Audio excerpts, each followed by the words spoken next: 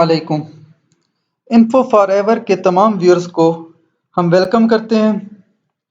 معزز سامعین، اس ویڈیو میں ہم صرف چند مسلم سائنسدانوں کا مختصر تعارف دیکھیں گے۔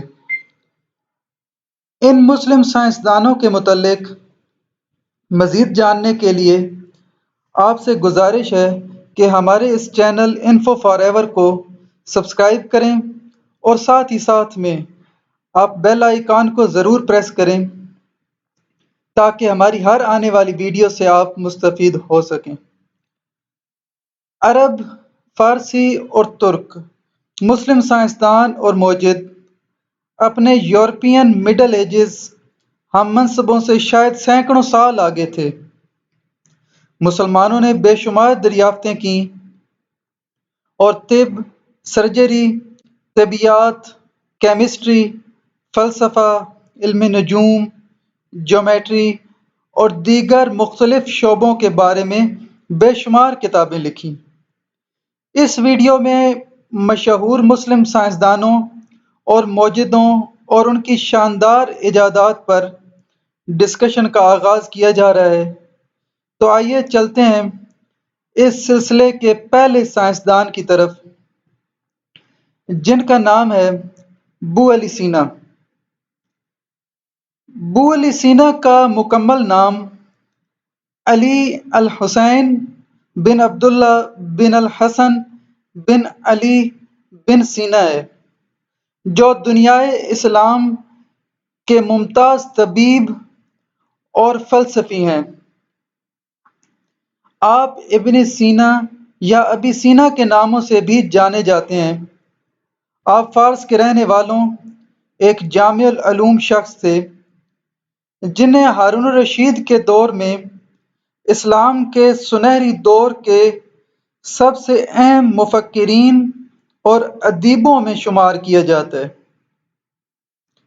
ابو علی سینا کو مغرب میں اویسینا کے نام سے بھی جانا جاتا ہے۔ ان کا لقب الشیخ الرئیس بھی ملتا ہے۔ آپ اسلام کے عظیم تر مفکرین میں سے تھے اور مشرق کے مشہور ترین فلسفیوں اور ادباء میں سے تھے۔ ان کے بارے میں خیال کیا جاتا ہے کہ انہوں نے 450 کتابیں لکھیں، جن میں سے قریباً 240 ہی باقی ماندہ ہیں۔ ان میں سے فلسفہ پر 150 اور ادبیات پر 40 تصنیفات شامل ہیں۔ ان کی سب سے مشہور کتابوں میں کتاب شفا یابی، جو ایک فلسفیانہ اور سائنسی انسائکلوپیڈیا تھی، اور طبی قوانین، جو ایک طبی انسائکلوپیڈیا تھا، شامل تھیں۔ ان میں سے بہت چیزیں 1650 تک قرون وسطی کی یونیورسٹیوں میں ایک معیاری طبی کتب کے طور پر پڑھائی جاتی رہیں۔ 1973 میں ابن سینا کی کتاب طبی قوانین نیو یارک میں دوبارہ شائع کی گئی۔ فلسفہ اور طب کے علاوہ ابن سینا نے فلکیات، کیمیا، جغرافیہ، ارضیات، نفسیات، اسلامی الہیات، منطق، ریاضی، طبیعیات اور شاعری پر بھی بہت کچھ لکھا ہے۔ ابن سینا کو طبی دنیا کا آفتاب بھی کہا جاتا ہے۔ سلطان بخارا نوح بن منصور بیمار ہو گئے، کسی حکیم کی دوائی کارگر ثابت نہ ہوئی۔ 18 سال کی عمر میں انہوں نے سلطان نوح بن منصور کے ایسے مرض کا علاج کیا تھا جس سے تمام تر ادباء عاجز آ چکے تھے۔ ابن سینا جیسے کم عمر اور غیر معروف طبیب کی دوائی سے سلطان صحت یاب ہو گئے، چنانچہ سلطان نے خوش ہو کر انعام کے طور پر انہیں ایک لائبریری کھول کر دی تھی۔ بعد میں غزنویوں کے ذریعہ ابن سینا کی لائبریری کو لوٹ لیا گیا اور اسے غزنی لے گیا، جہاں بعد میں غوریوں نے ان کے حکمران علاء الدین حسینیان کی سربراہی میں اسے تباہ کر دیا۔ یورپ میں ان کی بہت سی کتابوں کے ترجمے بھی ہوئے اور وہاں ان کی بہت قدردانی بھی کی جاتی ہے۔ معزز سامعین، ہمارے نیکسٹ سائنسدان کا نام ہے البطانی، ابن عبداللہ محمد بن سنان بن جابر الحرانی البطانی کے نام سے مشہور ہیں۔ آپ البیتنیس کے نام سے بھی جانے جاتے ہیں۔ یہ عرب ریاضی دان، سائنسدان اور ماہر فلکیات بھی تھے۔ آپ حران میں پیدا ہوئے اور عراق میں وفات پائی۔ ان کا زمانہ دوسری صدی ہجری کا آخری اور تیسری صدی ہجری کی شروعات کا زمانہ ہے۔ ان کا شمار دنیا کے عظیم ترین فلکی سائنسدانوں میں ہوتا ہے۔ اس کی وجہ ان کے وہ اہم نظریات ہیں جو انہوں نے اس میدان میں وضع کیے۔ اس کے علاوہ انہوں نے جبر، حساب اور مثلثات میں بھی کافی نظریات وضع کیے ہیں۔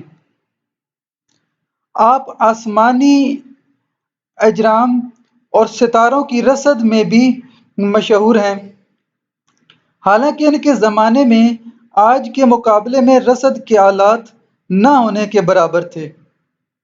اس کے باوجود انہوں نے جو ارصاد جمع کیے، انہیں آج کے فلکیات دان حیرت اور احترام کی نگاہ سے دیکھتے ہیں۔ فلک اور جغرافیہ پر ان کی بیش قیمت تصانیف ہیں۔ زیچ، ان کے بنائے ہوئے فلکی ٹیبل اور زیچ، قرون وسطی سے ہم تک پہنچنے والے درست ترین زیچ ہیں۔ 1899 کو اسپین کی سکائرل لائبریری میں محفوظ ان کی کتاب الزیج الصعبی للبطانی شائع ہوئی، جس میں 60 سے زائد اہم فلکیات موضوعات زیر بحث لائے گئے، جیسے فلکی دائرے کی تقسیم اور اس کے حصوں کو آپس میں ضرب اور تقسیم کرنا، رصد سے ستاروں کی حرکات معلوم کرنا اور ان کے مقامات بنانا وغیرہ۔ انہوں نے یونانیوں کے ہندسی طور پر حل کردہ بہت سارے مسائل کا درست ریاضیاتی حل دریافت کیا، جیسے جبری طریقوں سے زاویوں کی ویلیو معلوم کرنا وغیرہ۔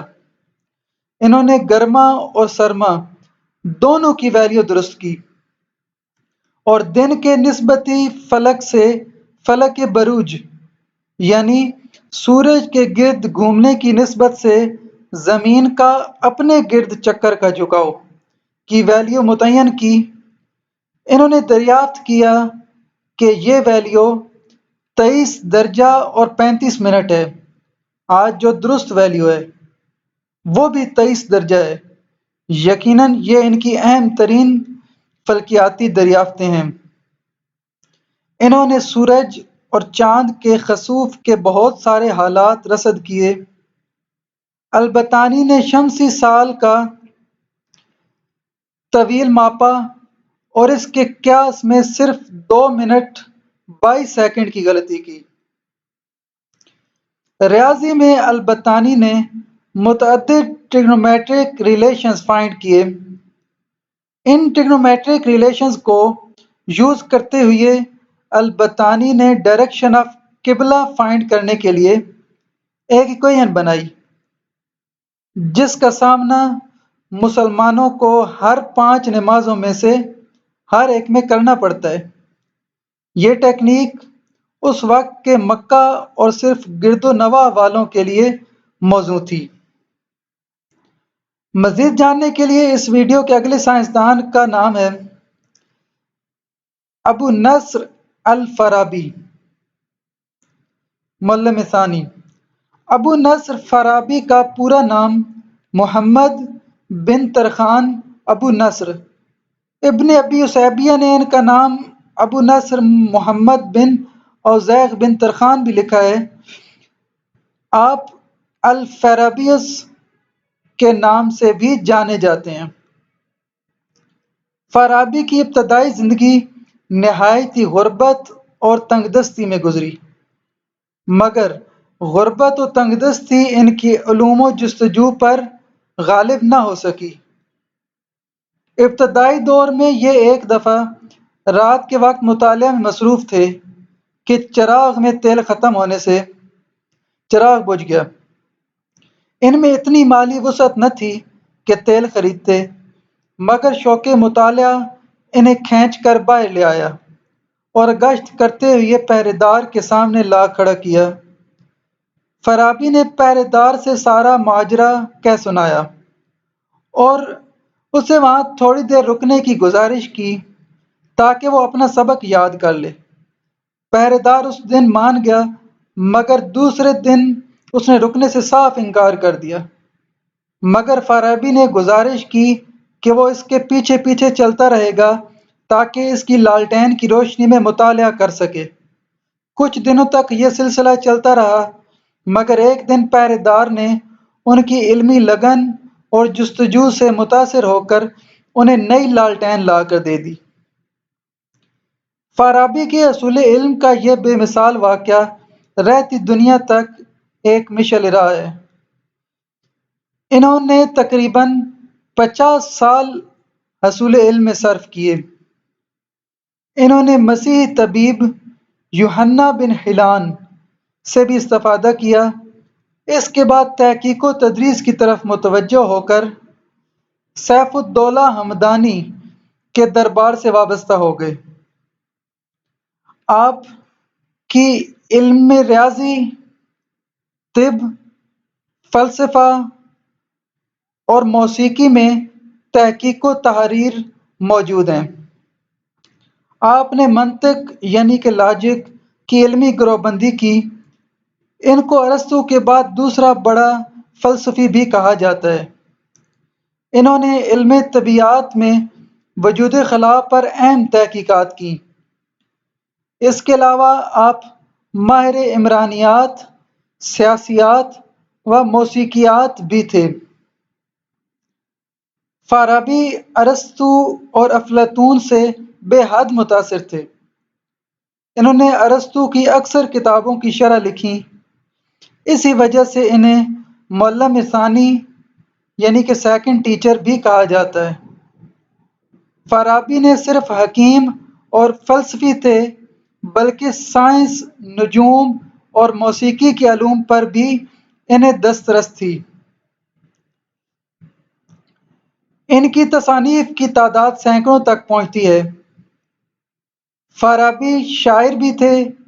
ان کی ایک طویل دعا بھی بہت مشہور و معروف ہے جسے بعض تذکرہ نگاروں نے نقل کیا ہے۔ معزز دوستو، انفو فار ایور کو سبسکرائب کرنا یاد رکھیے گا تمام ویورز کا بہت شکریہ۔